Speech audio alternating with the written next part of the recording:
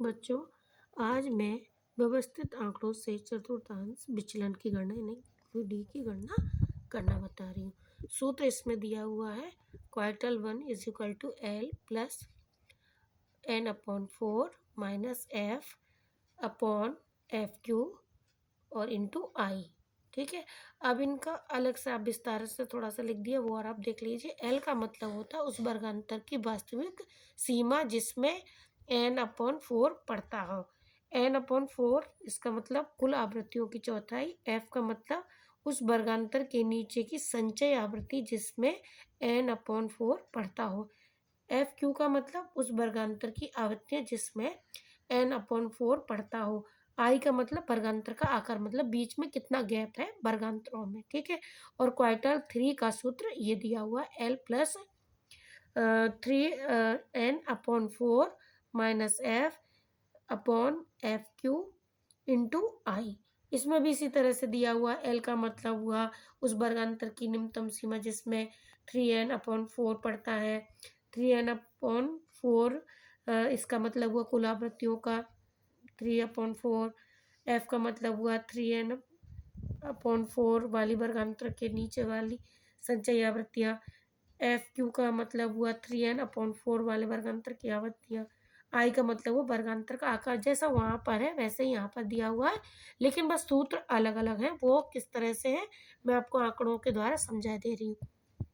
जैसे यहाँ पर ये प्राप्तांक दिए हुए हैं, ये आवृत्ति दी हुई है। तो सबसे पहले हम क्या करते हैं, टोटल कर लेते हैं। टोटल हमने कर लिया 120 हमारा इसका टोटल निकल के आया।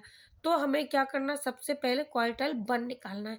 तो क्वार्टाइल 1 निकालने के लिए जो यहाँ पर फॉर्मूला है, जैसे ये दे रखा है क्वार्टाइल 1 का formula L plus N upon 4 minus F. अब इधर देखिए ये n अपॉन 4 यानी कि जो n हमारा आया है 120, इसको हम 4 से डिवाइड कर देंगे। जब हम 4 से भाग दे देंगे तो हमारा कितना निकल के आता है, 30। अब ये देखना ये 30 हमारे ये जो संख्या है किस में आता है। और हाँ, ये संचयी आवृत्ति और निकालनी है, फ्रीक्वेंसी और ये प्राप्तांक आपके दिए होंगे एग्जाम में। ये संचयी आवृत्ति आपको निकालनी है। कैसे निकालनी है मैं आपको बता रही हूँ। जैसे 6 है, 6 तो ऐसे कैसे उतार लेते हैं, फिर इस 6 में इसको ऐड करते हैं 12 को, यहाँ आ गया। फिर 12 में से 16 को ऐड करते हैं 34 आ गया। फिर इसमें से इसको इस तरह से ऐड करते हुए चले जाते हैं, लास्ट में आ गया आपका 120। ये हमारा टोटल सही ऐड होता हुआ ये जा रहा है। अगर ये वाली संख्या इससे मैच कर रही एन से, तो हमारा ये पूरा टोटल इसके द्वारा जो हमने किया था जोड़ जोड़ के ठीक है। अगर यहाँ ये वाली संख्या एन वाली नहीं आती है तो समझो हमारे टोटल में कहीं ना कहीं गड़बड़ी है। ठीक है, इतना आपको समझ में आ गया। अब हम लेते हैं दूसरा सूत्र। दूसरा सूत्र जैसे हमारा क्वार्टाइल 3 हमें निकालना है। हाँ, एक बात और मैं बता दूं, जैसे आपका क्वार्टाइल 1 में 30 हमारा निकल के आया। अब ये देखना है हमें 30 संचय आवृत्ति में 30 किस डिजिट में पड़ रहा है।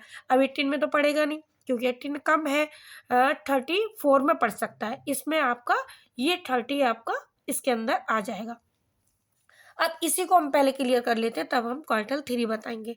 अब जैसे 30 इसके अंदर आ गया तो हम इस पूरी रो को अंडरलाइन कर लेते हैं ऐसे, इस तरह से। ठीक है, ये अब जैसे कि मैंने उधर बताया था, सबसे पहले हम क्या करते हैं, सूत्र के अकॉर्डिंग ये सूत्र दिया हुआ है, इसकी निम्नतम सीमा निकाल लेते हैं।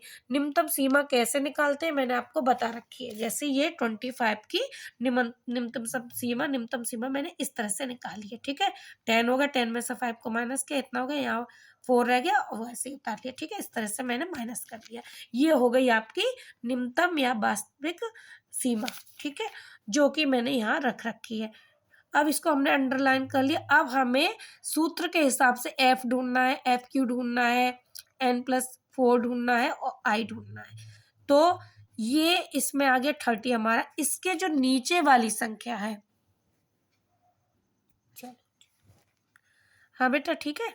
तो जैसे हमने ये अंडरलाइन कर लिया, इधर जो हमने पहले आपको समझाया तो उसको भी ध्यान में रखा करो क्योंकि उसी के अकॉर्डिंग हम एफ क्यू ढूंढ पाएंगे।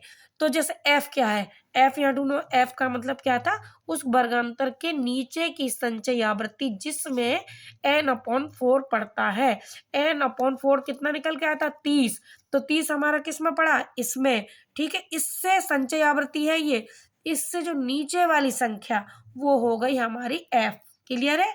इसके बाद जो हमारा n/4 क्या निकल के आया था, 30। 30 को दिमाग में रखिए। 30 के इधर जो है वो हमारा हो गया एफ क्यू, इधर वाली डिजिट इसी के इधर, ठीक है। और इससे इधर जो है वो हमारी निम्नतम सीमा इसमें निकल के आ गई जो मैंने अभी बताई थी। ये आपका क्लियर हो गया। एफ क्यू भी निकल आया, एफ भी निकल आया और निम्नतम सीमा हमने इसमें से निकाली थी, ठीक है। इसके बाद हम क्वार्टल 3 को देखते हैं। उसका सूत्र ये दिया हुआ है। एन को हमें क्या करना, एन हमारी कितनी थी, ये देखिए 120। तो 120 को हम 3 से वो इंटू कर देंगे तो कितना आ जाएगा आपका निकल के, जो भी आता है आपका ये रहा, ठीक है। 90 निकल के आ गया। इसको इसमें भाग वो सॉरी इसका इसमें गुना कर देंगे। गुना करने के बाद जो भी आएगा उसको हम 4 से भाग दे देंगे तो हमारा कितना निकल के आ गया, 90। अब इसमें ये देखना है ये 90 वाली संख्या कौन से उसमें आ रही है, डिजिट में। तो इसमें तो आएगी नहीं क्योंकि 90 हमारा ज्यादा है। किस में आएगा, 102 में। तो इसमें हमारी ये वाली क्वार्टल 3 वाली संख्या आ गई। अब वही वाली फॉर्मूला में फिर देखना है। इसमें देखिए, इसमें हमें देखना है एफ क्या निकला, 3n/4 वाले वर्गांतर के नीचे की संचयी आवृत्ति, यानी कि ये है हमारी 3n/4। इसमें तो आया था 90। 90 से नीचे वाली संचयी आवृत्ति की संख्या जो कि मैं पहले इसमें बता चुकी हूँ, बिल्कुल उसी तरह से वो हमारा हो गया एफ। अब इसके बराबर में चलिए, ये हो गया एफ क्यू कितना, 14। फिर इसके बराबर में चलिए, ये हो गया 45। 45 के हमें क्या करना है, निम्नतम सीमा निकालनी है, जो मैंने यहाँ पर इस तरह से निकाल रखी है। वो आप जानते हैं, इस तरह से आप निकाल लीजिए, ठीक है। अब इसको हम यहाँ पर समझते हैं, सूत्र के अकॉर्डिंग रखते हैं। तो सबसे पहले क्वार्टल 1 का सूत्र लगाएंगे पूरा। तो इसकी निम्नतम सीमा हमने लगा दी, एल निम्नतम सीमा हो गई। 30 हमारा क्या था, n/4 था, वो हो गया। 18 क्या था हमारा, संचय आवृत्ति से नीचे जो संख्या थी, जो हमारे n/4 था ना, ये इससे नीचे वाली संख्या संचय आवृत्ति, वो हमारा 18 यहाँ आ गया। माइनस किया, कितना आया, 12। फिर क्या किया, 16 हम ऐसा कैसे उतार लेंगे, 16 कहाँ से आया, ये है हमारा एफ क्यू, है ना। तो ये 16 यहाँ पर आ गया। फिर क्या करना है, इसका इसमें हमें इंटू कर देना, गुना करो। 12 पंजे 60, 60 हो गया। ये हम ऐसा कैसे उतार लेंगे। उसके बाद क्या करोगे, इसका 16 का 60 में मतलब 60 में आप भाग दे देंगे तो आंसर आपका कितना आ जाएगा, 3.75। फिर इसको 3.75 को हम 24.5 में ऐड कर देंगे। ऐड करने के बाद हमारा आंसर ये निकल के आ गया, जो कि मैंने यहाँ पर किया हुआ है, देखिए ये कर रखा है, ये आपका आंसर निकल के आ गया, ठीक है। इसके बाद ये क्वार्टल 1 आपका आंसर ये निकल के आ गया। अब हम चलते हैं क्वार्टल 3 की तरफ। क्वार्टल 3 भी हमें इसी तरह से करना है, जैसे कि हमारा क्वार्टल 3 क्या निकल के आया था, यहाँ पर था, ठीक है। क्या निकल के आया था हमारा, 90। 90 इस डिजिट में आता है। इससे पहले की संख्या एफ 88 आ गई, ठीक है। तो हमने 90 लिख लिया, ये देखिए यहाँ 90 लिखा, 88 हमारी एफ है वो लिख लिया। उसके बराबर में ये देखिए एफ क्यू निकल के आया, वो कितना है, 14। 14 हम नीचे रखेंगे, यहाँ पर ये सूत्र रखा है तो यहाँ पर हम 14 रख लेंगे। अब इसको हम लगाते हैं, इसको हमने इससे माइनस किया, 90 से हमने 88 को माइनस किया तो हमारा कितना आया, 2। 90 में से 88 घटा दिए, 2 आया। 14 में ऐसे कैसे उतार लेंगे, सूत्र को ध्यान में रखते हुए। फिर क्या करेंगे, इसको इससे गुना कर देंगे, कितना आ गया, 2 पंजे 10। 10 को हमने फिर 14 से डिवाइड कर दिया, या इसको हम शॉर्ट भी कर सकते हैं, जैसे 2 से हमने इसको काट दिया, 2 पंजे 10 और 2 सत्ते 14, ऐसे भी कर सकते हैं। फिर इसके बाद क्या करते हैं, जब इसका इसमें हम डिवाइड कर देंगे तो हमारा आंसर कितना निकल के आ जाएगा, इतना 0.71। फिर 0.71 को हम 45.21 में ऐड कर देंगे, ठीक है। ये क्या है, 45.21, ये आपका आंसर निकल के आ गया। और ये क्या है, 44.5, ये आपकी इसकी निम्नतम सीमा है क्वार्टल 3 की। अच्छा, ये कैसे ऐड किया है ये मैंने आपको यहाँ पे ऐड करके बता रखा है, ठीक है। अब आपका क्वार्टाइल 1 भी निकल के आ गया, ये क्वार्टाइल 1 था आपका, ये क्वार्टाइल 3 निकल के आ गया। अब लास्ट वाला फॉर्मूला लगाते हैं, क्वार्टाइल 3 में से हम क्वार्टाइल 1 को माइनस कर देंगे, फिर उसे 2 से डिवाइड कर देंगे।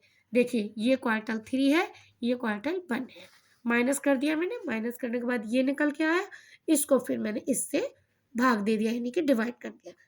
डिवाइड करने के बाद आपका आंसर ये आ गया 8.48, ये आपका उत्तर, ये क्वार्टाइल निकल के आ गया, क्वार्टाइल डेविएशन आपका ये निकल के आ गया, ठीक है।